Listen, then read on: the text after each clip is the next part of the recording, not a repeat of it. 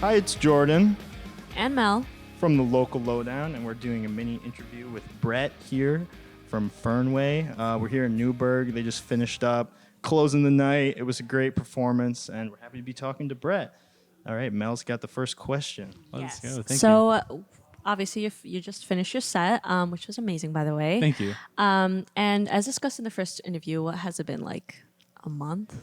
Has it been a month since we've? Yeah, I don't remember. It was the very last one before we left for summer break. But Autocrave was, as you had mentioned, like a labor of love, which has been in the process since the beginning of the pandemic. RJ did mention that. Mm-hmm. How does it feel to have the album finally out and share the experience with fans? And also, not to mention that recently sold out in the town ballroom, which I'm sure was probably amazing to see all your friends and family there. It was amazing to play that show, and it was a lot of work and a lot of us taking care of stuff on our own, but we wanted to make sure that show was the absolute best performance we can give to our friends, family, loved ones, and fans. And I would do it 1,000 times over. It was so much fun. But with the record being out, it's such a huge weight lifted off of us because we've had these songs sitting around for like a year and a half, 2 years. We've been kind of like working with these songs. And like beforehand, we released our EP, Welcome to the Ground, and we had intentions of doing a release show. And then we also had intentions of touring. Like we had like 6-7 weeks of touring lined up, and all of that got shut down. And we immediately went into panic mode. We're like, oh geez, like what do we do now? So we just started like writing, and all of us just kind of came together and just like started like writing. And myself, RJ, and Jonah, like definitely like we have our little getaways where we just like get coffee, except for Jonah, he's not a coffee drinker, and then we'll just write for hours. But it's a huge sense of relief having this record out, and it means the world to me to see people singing this stuff and like knowing cues of certain things like bass lines, or like when I have a guitar solo and somebody like pulls their camera out, I'm like, oh my gosh, like that means like I could definitely see it like in your face when you're performing. I mean, I'm like not the best at remembering, but like when you guys played acoustically for us, like I know there's definitely like some of the lyrics that I just remembered. Like as I was playing, I was like, I remember the chorus. I don't know why, but I remember it very, very well.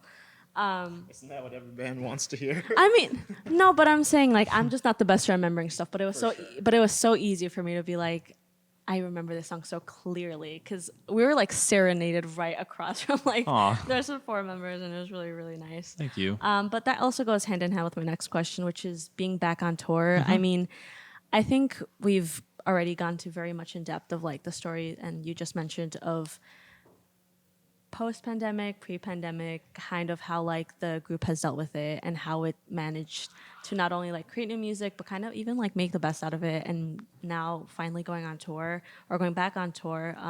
But how does it feel different since now it's accompanied with a new album for you guys?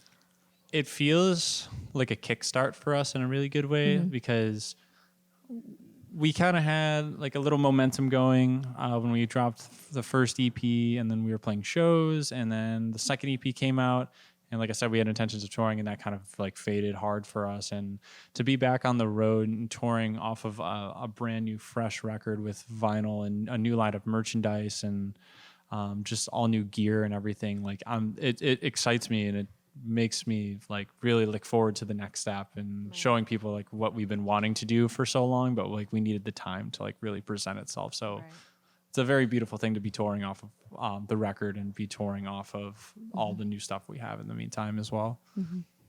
Well, I'm going to pass it off to Jordan, who has our third question. Hi, Jordan. Hi, I'm back. So now we just talked about how much the album was a labor of love and how much you love experiencing all these songs, but now we're going to pit them against each other. Okay. So do you have a favorite on the record? Yes. You know, it doesn't have to be overall. If it's just today, that's okay. You know, sometimes people have trouble picking favorites. My favorite song off the record is Compass Free. Compass Free? Okay. Is it like way above It is. for you? It has never left my side as number one since the song was like recorded and in the lineup of songs. Like it's been my number one song since then. Wow. It's been my number one overall out of every one of our songs we have. Yeah. What makes it so special?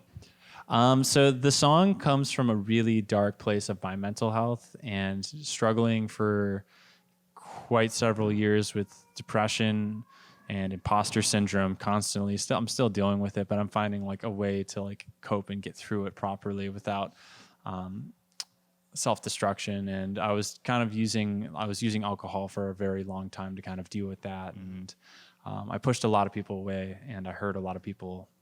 And I don't want to ever do that to people again. And with getting sober, like this is years and years ago, and I wrote a lot of the lyrics having to do with eventually, like regardless of how difficult the obstacles are in the way, we'll all find our way compass free, regardless of the circumstances. So beautiful. Oh my God. Like it kind of all just came full circle, but also gives the song a new meaning, and as I relate very much with that.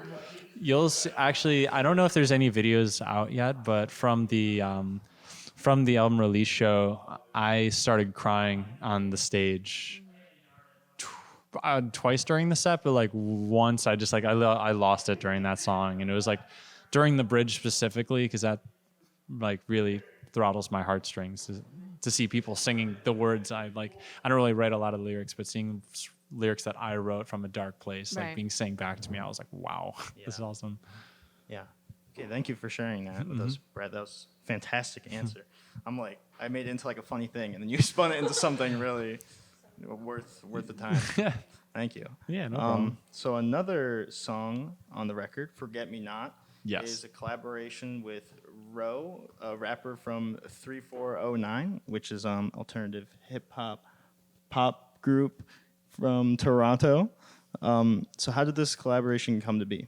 So this was something that Jonah's mentioned in the past, and Jonah actually has been friends with Rotimi from 3409 for quite some time, from what Jonah's told me, and we've always wanted to collaborate with other artists besides just like pop rock and alternative rock artists, and it's just something we've always wanted to do, and especially for a song like this and their type of sound, I felt like would blend really nicely, and Jonah also felt it would blend nicely. So Jonah actually sent over "Forget Me Not" as like a demo, and Rotimi like heard it and was like, okay, like I like this, let me send you something, and sent over a voice memo, and we fell in love with it like immediately. Really? Like, wow. Like he sent it over like probably like, I think like a day or something, like 15, 20 minutes later or something. It was something crazy.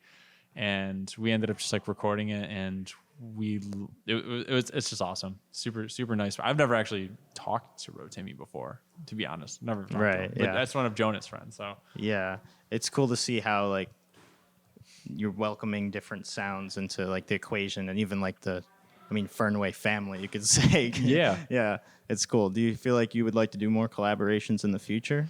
Oh, absolutely. Like I would love for the next line of music for there to be so many collaborations, because that's what music is to me, you know? Yeah. Like it's kind of crazy, but adding one person into a group setting could like change the dynamic.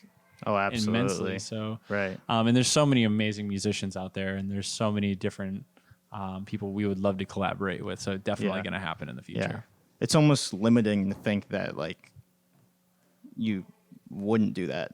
Yes. Like with the way that you just said it, like why not? You know. 100%. Yeah. Yeah. We'd love to do more. Even on this record, there was like a few like local musicians who assisted it with us as well in 23 and in Try Smiling.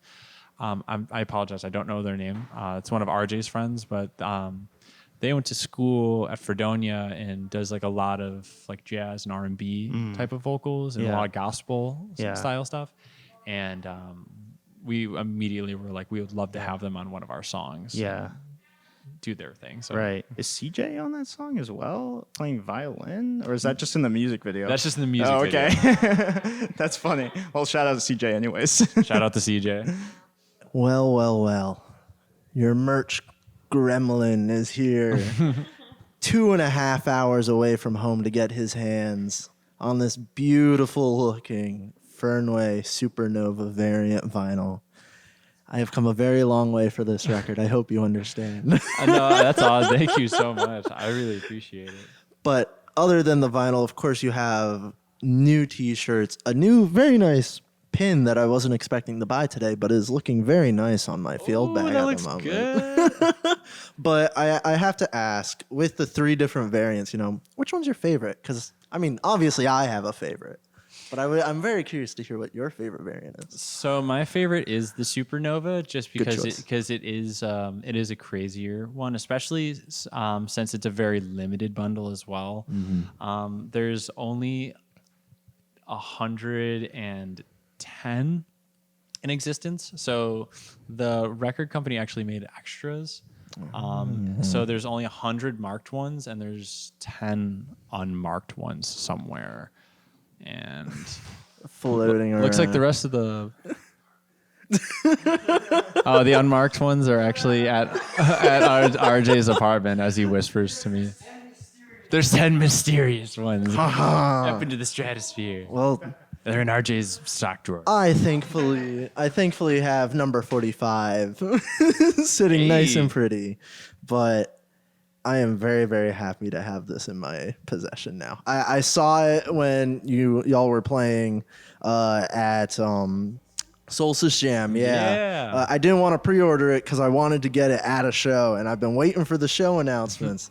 Finally here, 2.5 hours away from home, but it has been absolutely worth it. Truly a merch gremlin activity. But I shall give it back to our host now.